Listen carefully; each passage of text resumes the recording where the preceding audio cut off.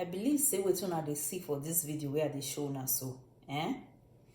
E go let una know say people wey be say they do wetin those data people they suffer now. They on their own and they share with school beer. Why I talk and say that they share with school beer? Una don't see where be say normal citizen go fit do this kind of atrocity. This is not normal. It's not, the thing not dey normal. Beg make I dey talk and the way we be.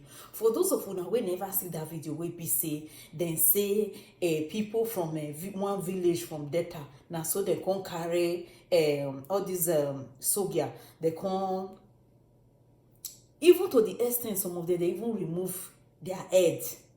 If you see what they say they do for them, let me they give una this video. So this one is not be waiting be say normal person go your carry do. Were killed were set on fire, prompting residents to flee to neighboring communities for the fear of reprisal attacks by soldiers.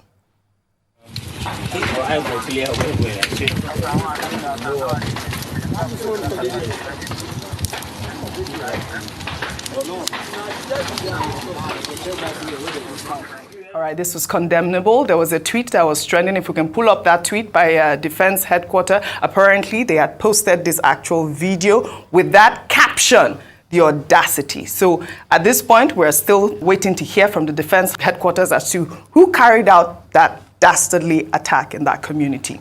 Well, in the meantime, Nigerians have pulled up an old BBC interview of former President Olusegun Obasanjo was asked to respond to the 1999 invasion of Odi, a predominantly Ijaw community of Bayelsa State, where soldiers killed many and burned the community to the ground on the orders of the then president. The attack, which has been largely described as a massacre, was said to be in response to the killing of 12 policemen and an ambush of soldiers by a militia that used the civilian population of Odi as its cover. Benefit of hindsight, is there something that you regret today about your presidency? Or is there something that you did then that you probably would have done differently? Me? What? I did everything that I should do the way I should do that. But what about Odi? The invasion of a village in Odi where the whole village was wiped out. Of course, if I have soldiers and police who are the instrument by which I should maintain security, and I sent police and they were killed, and I sent soldiers and they were killed, what do you expect me to do? If you are in my position, what will you do? You will fold your arms? You answer me, my dear brother. Definitely not. Okay. But do you regret the killing of women and children in that invasion?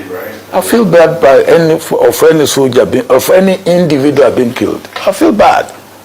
But don't forget I have other responsibilities. All right, Olusegun Obasanjo there appeared unapologetic for the massacre. I mean, you heard him ask the interviewer, if you were in my shoes, what would you do? But it appears like the same script all over again. Let me just take a reaction on social media. This is from s0lders, who wrote, Nigerian soldiers still on revenge mission. Another community set ablaze by Nigeria Army in Delta State. Meanwhile, in the north, Boko Haram terrorists are granted amnesty. Fulani herdsmen are protected by the government. Bandits are getting paid and rehabilitated. These are criminals and terrorists responsible for the deaths of thousands of Nigerians, including Nigerian soldiers and police officers. It's only in the southeast and the south-south that the Nigerian military goes on revenge missions. Why not go after the perpetrators and leave innocent civilians out of this? Why burning down the whole community? You see, Rufai, there is already the ethnic tone, which is actually re-echoed on social media. I want us to douse down the ethnic tone. Yeah. Because when you have two hotheads in the room, you don't get any word out. So please, let's down down the ethnic tone. But while we douse down the ethnic tone, we should also call for justice across board. Yeah. Because when people see justice to be done, they understand justice being done. But most cases in the country, people don't see justice. As regards to Olusegun Obasanjo saying, what would you have expected me do? I will have expected him to say that the perpetrators and those boys that perpetrated that crime in Odi should be dealt with, not the community. Odi was so bad that even animals were killed. That's how bad Odi was. And you see, it's also the hypocrisy we live in our society. Today, we are asking a question with Israel and Gaza. What is reciprocal action? Some terrorists from Gaza went into Israel on 7th of October, killed people. Today, Israel has gone to level Gaza. Exactly what is happening. Some stupid, mindless, ignoble militants and youths killed our precious Nigerian soldiers that we respect so much. And we commiserate with their families. We humanize our troops because we know they were fighting the defense of this country. But we expect a reciprocal action, the military to go after those people, and we expect the village elders to fish those people out. Absolutely. But not you going to level the village. It's not done. That's why I keep saying 2 wrongs will never make it right. In the worst case, it will make 2 wrongs. So we want the army to please. We know they are irate and angry, but there are laws in the land you have to abide by. You can't sack a village because innocent ones should not suffer. So please let your investigation go on. Go after those people. And we must also try them in accordance with the laws of the land. Laws must not be taken into their hands. As regards this ethnic dimension we are now going, I beg, let us soft pedal on that, please. Absolutely. This is not the time to say if it was in the north, this will happen. No, please. But also, across board, concerning that conversation, justice must be the order of the day. Absolutely. Please. Justice must be the order of the day. Politicians across Peter Obi, Atiku Abubakar, they've all called for justice, as well as Nigeria's president, Bola Ahmed Tinubu, who in an official reaction to the killings of 16 soldiers warned that any attack on the armed forces or any of their men will be considered an attack on the nation. The president granted the military full powers to go after those who killed the soldiers and condoled with their families. His statement reads in part, "As the commander-in-chief, I join all well-meaning Nigerians and the men and women of our armed forces to mourn and express my profound grief over the needless death of our gallant soldiers. I extend my profound condolences to the families of these fallen soldiers, their colleagues, and their loved ones. The military high command is already responding to this incident. The cowardly offenders responsible for this heinous crime will not go unpunished. This incident once again demonstrates the dangers faced by our servicemen and women in the line of duty. I salute their heroism, courage, and uncommon grit and patriotism." Again, may their souls rest in peace. Dr. Abati, I'd like Bimbai's comment before I come to you. Very quickly, you know, my father is a retired brigadier general, and one thing he will always tell you is once a soldier, always a soldier, which is why it's very complicated when we have retired military men in civilian positions, because when they train you to be a soldier, there's a wiring in you that can't be undone. So this is an opportunity for us to see. We've seen, you know, how it was handled in the past by a retired military man. Let's see how a civilian president who's, you know, without a military past will manage it. This is a great opportunity for history to be corrected in a certain stance, and for this situation to be doused down in a way that can promote unity and peace. I like that, Vimbai, an opportunity for history to be corrected. Dr. Abati. See, certain things need to be set straight. I think the people who are trying to inflame passions are wrong. People who are trying to drive up primordial sentiments, they're not helping the country. This is the time for all of us to speak as human beings, to see that what has happened in Okama is not acceptable in any degree. Either the killing of the 16 soldiers in a barbaric, cruel manner, there is no justification for it. The raising down of the community also cannot be justified. And what we expect is that the authorities that have now been given the go-ahead by President Tinubu to investigate and bring the perpetrators to justice will do precisely that and ensure that anybody that can be found culpable on either side, either within the community or among the soldiers, will be made to answer for it. We cannot have a country that is governed by anything else other than the rule of law. People cannot take the law into their hands. The people who slaughtered the soldiers, they were engaged in pure criminality. The persons who have gone to burn down the community have also engaged in pure criminality. And what all of this speaks to is the state of insecurity in this country. The fact that this country is not safe, whether you are in uniform or you are out of uniform. And those, divisive centrifugal forces that catalyze this kind of situation, those are the things that President Tinubu as Commander-in-Chief will still need to prioritize and look into.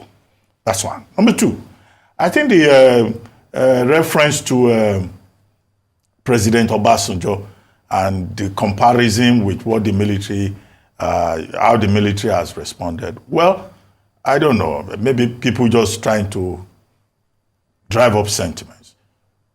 Don't forget that President Obasanjo, as Commander-in-Chief, was a retired soldier.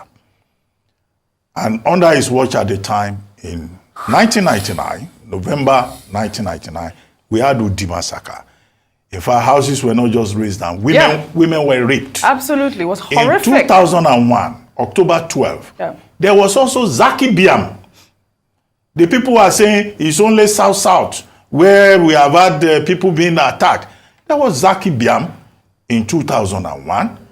And Zaki Biam, you may say, is in the middle belt, but that's towards the north.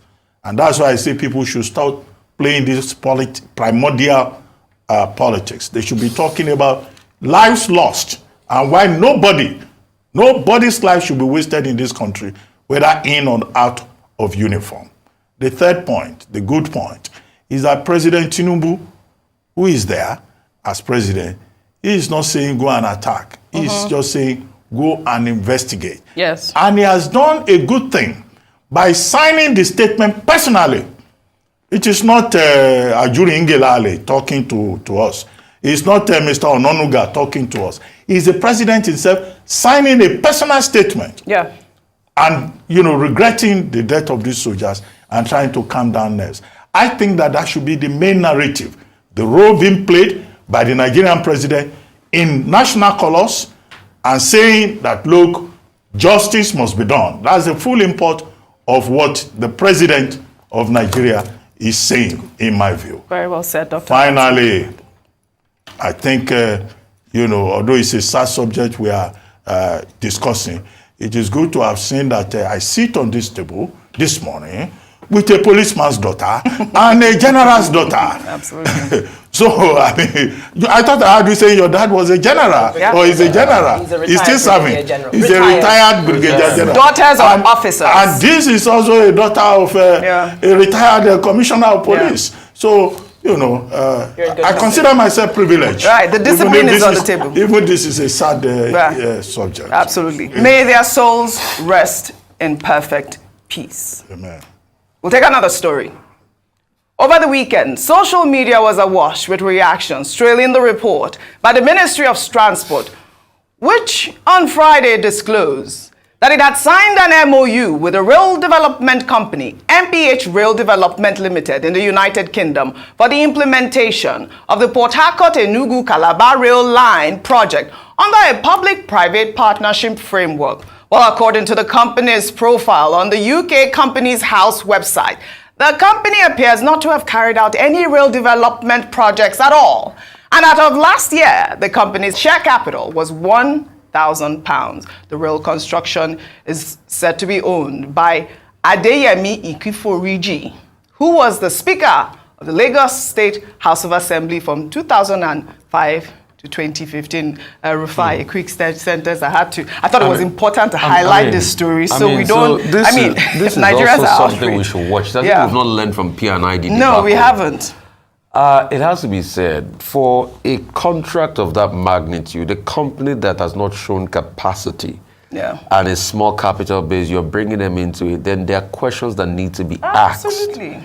So if there's a dispute or a cancellation of this contract at a point in time, what was the arbitration clause put in place for this?